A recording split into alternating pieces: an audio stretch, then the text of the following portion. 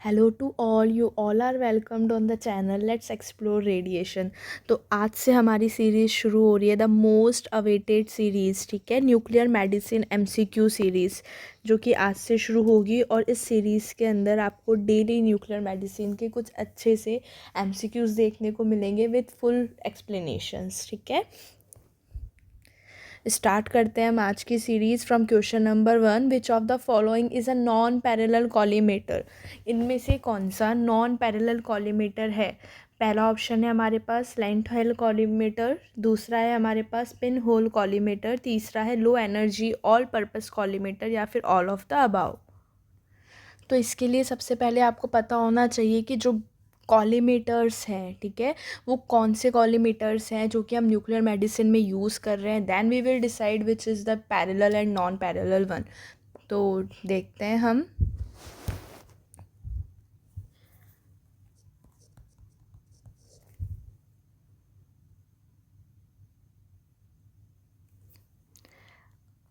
Five basic कॉलीमेटर्स होते हैं जो कि हम न्यूक्लियर मेडिसिन्स में यूज़ करते हैं। पहला हो जाता है parallel hole collimator, HC denoted hole collimator. दूसरा हो जाता है हमारा स्लेंट होल कॉलीमेटर। तीसरा हो जाता है हमारा कन्वर्जिंग एंड डाइवर्जिंग कॉलीमेटर्स।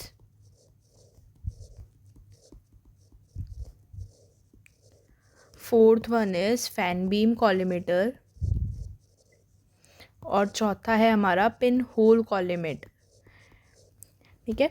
तो जो अब क्वेश्चन हमसे क्या पूछ रहा है कि इनमें से कौन सा नॉन पैरेलल कॉलीमेटर है, तो अब हम देखते हैं। सबसे पहले आपको ये पता होना चाहिए 5 बेसिक कॉलीमेटर जो काम क्या करते हैं या फिर इनका फंक्शन क्या होता है। तो देखो, कॉलीमेटर का जो प्राइमरी फंक्शन है वो क्या होता है कि स्पेक्चर रिजोल्यूशन को बढ़ाना। अब ये जो कॉलीमेटर्स हैं वो हम यूज़ कर रहे हैं, डायग्नोसिस वगैरह में भी यूज़ कर रहे हैं। तो उनका पर्पस क्या है? यही कि जो रेडिएशन है स्कैटर्ड, वो उसको हम कम कर सके। जो रेडिएशन है वो टारगेट एरिया पे जितनी देनी है उतनी ही निकल पाए, वो फोकस कर चुके और रिजोल्यूशन बढ़ाए इमेज का। वैसे ही न्यूक्लियर मेडिसिन में अगर मैं बात करूँ तो कॉलीमेटर का प्राइमरी फंक्शन वही होता है to improve the spatial resolution of gamma camera images, ठीक है। गामा कैमरा से जो हमें इमेजेस मिल रही है उसकी स्पेक्चुअल रिजोल्यूशन को बढ़ाना। कैसे बढ़ाना? कि जो गामा रेज है उसको हम पेशेंट की बॉडी के एक स्पेसिफिक लोकेशन पे टारगेट कर पा रहे हैं कॉलीमेटर की मदद से। तो 5 बेसिक कॉलीमेटर जो है जो हम न्यूक्लियर मेडिसिन में यूज़ करते हैं, जो मैंने आपको मेंशन कर दिए हैं: parallel hole collimator, slant hole collimator, converging and diverging collimator, fan beam and pin hole collimator. तो पैरेलल होल कॉलीमेटर, अब ये तो नॉन पैरेलल हो ही नहीं सकता, इसके तो नाम से ही पता पड़ रहा है कि भाई पैरेलल होल कॉलीमेटर है।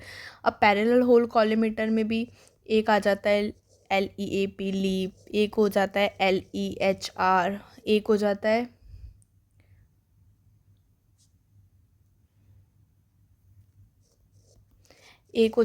MEC, एक हो जाता है HEC। तो ये सारे तो क्या हो गए? पैरेलल होल कॉलीमेटर के टाइप हो गए, ठीक है।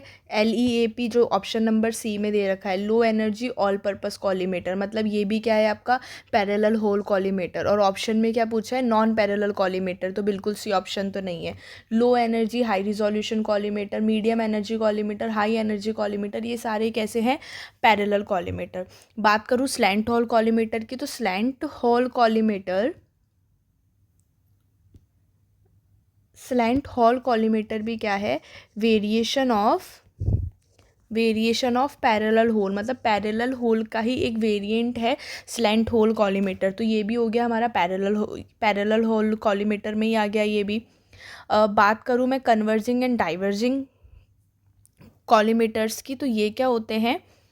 ये पैरेलल नहीं होंगे, ठीक है। दीज आर नॉट पैरेलल, ठीक है। मतलब कि ये नॉन पैरेलल कॉलीमेटर है। ये क्या होते हैं? लेकिन फोकस्ड होते हैं टूवर्ड्स ऑर्गन, ठीक है। अब हमारे पास ये, भाई ये नॉन पैरेलल कॉलीमेटर है, लेकिन हम देख सकते हैं ऑप्शन में हमारे पास ये है ही नहीं कन्वर्जिंग और डाइवर्जिंग कॉलीमेटर, ठीक है। नेक्स्ट कॉलीमेटर पे चलते हैं, fan beam collimator. Fan beam collimator क्या होते हैं? जो कि आप व्यूड फ्रॉम वन डायरेक्शन, एक डायरेक्शन से देख पा रहे हो इसमें, ठीक है, और होल्स क्या हो जाएंगे इसके अंदर, parallel, holes parallel to other direction, ये पैरेलल का साइन है। होल्स क्या हो जाएंगे, कन्वर्ज हो जाएंगे।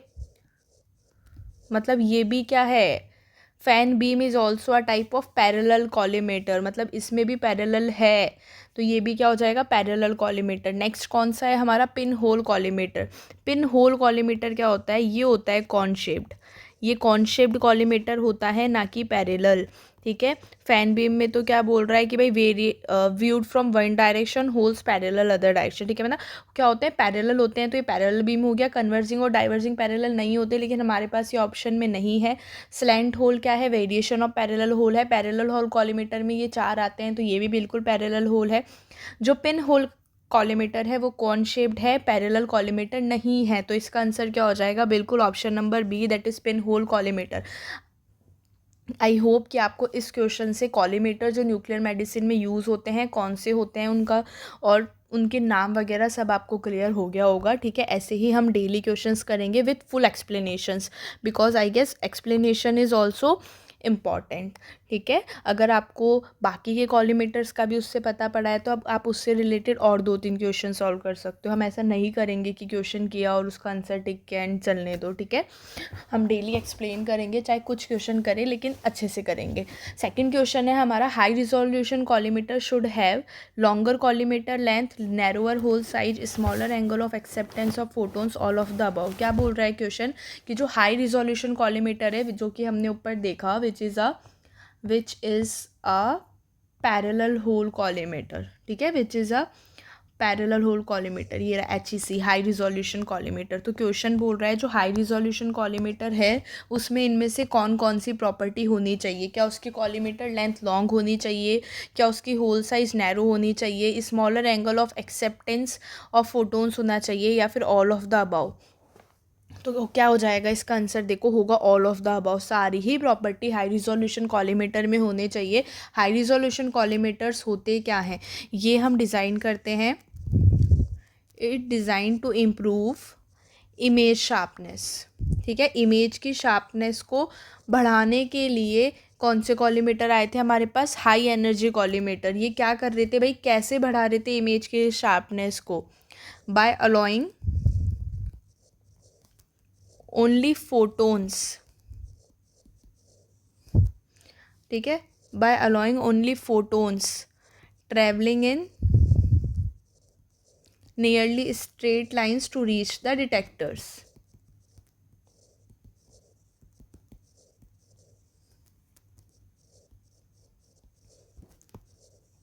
तो क्या बोल रही है ये लाइन कि भाई जो हाई एनर्जी कॉलीमेटर है वो हमने क्यों डिज़ाइन किया, इमेज शार्पनेस को इम्प्रूव करने के लिए। कैसे ये इमेज शार्पनेस को इम्प्रूव कर रहा है, ये सिर्फ फोटोन्स को एक ही डायरेक्शन में ट्रैवल करने की परमिशन, स्ट्रेट लाइन में ही ट्रैवल करवा रहा है डिटेक्टर तक पहुंचने के लिए। इस तरीके से इमेज की शार्पनेस को इंक्रीज कर रहा है। ठीक है, इसको अचीव करने के लिए, इस क्वालिटी को अचीव करने के लिए, इमेज शार्पनेस को इम्प्रूव करने के लिए, टू अचीव दिस, इसे लॉन्गर कॉलीमेटर लेंथ भी चाहिए, option number A, narrower hole size भी चाहिए, ऑप्शन नंबर बी, और smaller angle of acceptance of photons भी चाहिए, क्योंकि अगर स्मॉलर एंगल है तो स्ट्रेट लाइन में ट्रैवल करके डिटेक्टर तक पहुंचना उसके लिए ज़्यादा इजी रहेगा। तो इसका आंसर क्या हो जाएगा, ऑप्शन नंबर डी।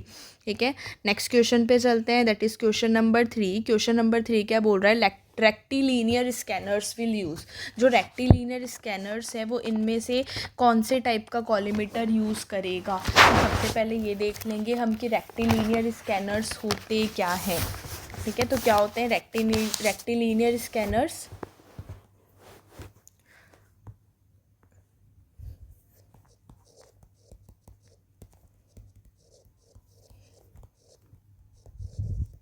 ठीक है, तो रेक्टिनीरियस स्कैनर्स वो स्कैनर है जो कि हम अर्ली न्यूक्लियर मेडिसिन में यूज़ करते थे। मतलब ये क्या हो गया, early nuclear medicine imaging device.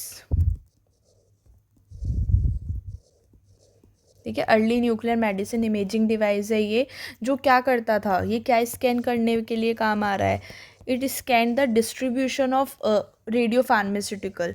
जो हम रेडियो फार्मास्यूटिकल दे रहे हैं पेशेंट की बॉडी में, उसकी डिस्ट्रीब्यूशन को स्कैन कर रहा था, ये कि भाई बॉडी में आपने रेडियो फार्मास्यूटिकल दे तो दिया, लेकिन वो बॉडी में जाके कहाँ कहाँ कौन कौन से पार्ट में डिस्ट्रीब्यूट हुआ है, ये कौन चेक करेगा? रेडियो रेक्टिलिनियर स्कैनर, ठीक है। It scan the distribution of radio pharmaceutical. कैसे कैसे स्कैन कर रहा था? By moving a detector, by moving a detector and collimator over the patient's body.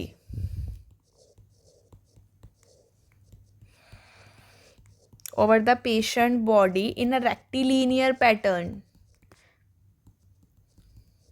Rectilinear pattern कौन सा हो जाता है? X Y. कौन सा? X Y. तो रेक्टिलिनियर स्कैनर्स क्या है? एक अर्ली न्यूक्लियर इमेजिंग डिवाइस है। मतलब हम इसको पहले यूज़ करते थे, जो क्या करता था कि जो पेशेंट की बॉडी में रेडियो फार्मास्यूटिकल कहाँ कहाँ डिस्ट्रीब्यूट हुआ है उसको स्कैन करता था। किस तरीके से स्कैन करता था? डिटेक्टर और कॉलीमीटर को मूव करवाता था पेशेंट की बॉडी पे इन द रेक्टिलिनियर पैटर्न। और ये कौन से कॉलीमीटर यूज़ करता था? अब क्वेश्चन ये पूछ रहा है तो कौन से कॉलीमीटर यूज़ करता था? Rectilinear scanner will use all of the above, focusing, pin hole, parallel hole collimator, सारे टाइप के कॉलीमीटर्स यूज़ करता था रेक्टिलिनियर स्कैनर्स, ठीक है। क्लियर है? नेक्स्ट क्वेश्चन पे चलते हैं। What amount of iodine 131 in the blood stream is deposited in thyroid tissue? क्या पूछ रहा है क्वेश्चन कि कितना अमाउंट ऑफ आयोडीन 131 का ब्लड स्ट्रीम में जब हम ब्लड स्ट्रीम में आयोडीन 131 एडमिनिस्ट्रेट कर रहे हैं तो कितना अमाउंट जो है जो थायराइड टिश्यू में डिपॉजिट हो जाएगा, ठीक है। तो कितना अमाउंट हो जाएगा? आंसर इसका 20% जो आयोडीन 131 होता है वो डिपॉजिट हो जाता है थायराइड टिश्यू में। आयोडीन 131 देते हम कौन से फॉर्म में है? या तो इंजेक्टेबल फ्लूइड फॉर्म में देंगे, दैट इज लिक्विड सॉल्यूशन में, ठीक है। इंजेक्टेबल फ्लूइड, लिक्विड सॉल्यूशन, या फिर पिल के फॉर्म में देंगे, दवाई के फॉर्म में, ठीक है, गोली के फॉर्म में। नेक्स्ट क्वेश्चन पे चलते हैं। Question number 5, in what form is iodine 131 delivered for treatment? तो ये हम प्रीवियस क्वेश्चन में के एक्सप्लेनेशन में ही देख चुके हैं कि आयोडीन 131 को हम कौन कौन से फॉर्म में डिलीवर कर सकते हैं ट्रीटमेंट के लिए। Injectable fluid, pill, transdermal patch, या फिर both option A and B. तो क्या हो जाएगा आंसर? बिल्कुल option number D, that is both option A and B. Next question पे चलते हैं। नेक्स्ट क्वेश्चन क्या बोल रहा है? Which of the following collimator is more prone to mechanical damage? कौन सा कॉलीमीटर है जो कि मैकेनिकल डैमेज के ज़्यादा प्रोन होगा? मतलब कौन से टाइप का कॉलीमीटर है जिसके अंदर मैकेनिकल डैमेज होने के चांसेस बहुत ज़्यादा रहेंगे? तो वो कौन सा हो जाता है? सबसे पहला ऑप्शन है आपका low energy, linear energy higher resolution वाला। दूसरा है आपके पास medium energy general purpose collimator, और चौथा है आपके पास low energy all purpose collimator, ठीक है। तो पहला कौन सा हो गया? Low energy high resolution collimator. दूसरा हो गया आपके पास medium energy general purpose collimator. और लीप कौन सा हो गया? Low energy all purpose collimator, ठीक है। तो क्वेश्चन क्या बोल रहा है? इनमें से कौन सा कॉलीमीटर है जिसमें मैकेनिकल डैमेज होने के सबसे ज़्यादा चांसेस है? तो जो लो एनर्जी हायर रिजोल्यूशन वाला है ये डिज़ाइंड हुआ था for imaging low energy isotope, जैसे कि टेक्नीशियम 99M वगैरह हो गए, और ये हायर रिजोल्यूशन ऑफर करते हैं बाय यूजिंग थिन सेप्टा। तो ये हायर रिजोल्यूशन तो दे रहे हैं लेकिन ये थिन सेप्टा यूज़ कर रहे हैं। थिन सेप्टा क्या हो गया कि लेड की वॉल्स हैं और जिसके बीच में क्या है? होल्स है, ठीक है, नैरो होल्स है। तो ये डेलिकेट स्ट्रक्चर है, ठीक है। ये क्या है? डेलिकेट स्ट्रक्चर है। तो ये क्या हो जाएगा? मैकेनिकली फ्रेजाइल, ठीक है। तो it is more prone to mechanical damage. तो इसका आंसर क्या हो जाएगा? Option number A. Next question पे चलते हैं। Question number 7, select the material which is suitable for manufacturing collimator. इनमें से कौन सा मटेरियल है जो कि कॉलीमीटर के मैन्युफैक्चर के लिए सबसे ज़्यादा सूटेबल होगा?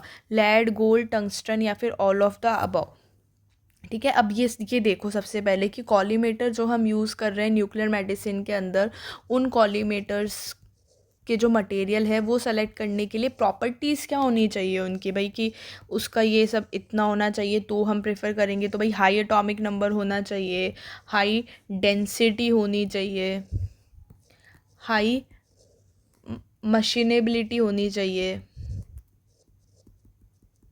ठीक है। इसके अलावा हाई लीनियर एटेन्यूएशन कोफिशिएंट होना चाहिए।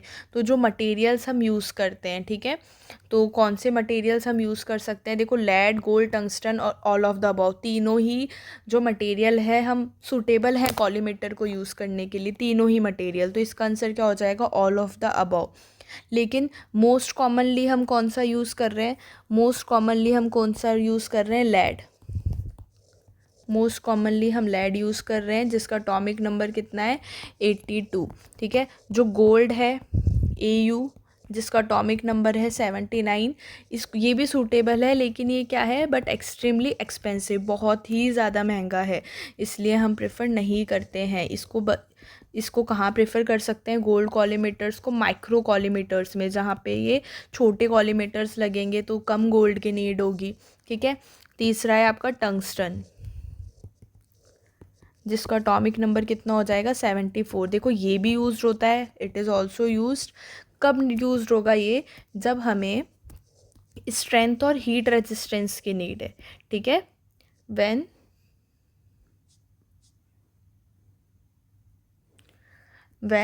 Strength and heat resistance R needed. और ये कब होती है हमें इस कंडीशन की नीड, कब हमें टंगस्टन कॉलीमेटर चाहिए होते हैं, स्पेक्ट और पैट स्कैन्स में, ठीक है। न्यूक्लियर मेडिसिन में जो स्पेक्ट और पैट स्कैन है उसके अंदर हम यही कॉलीमेटर यूज़ करते हैं, ठीक है।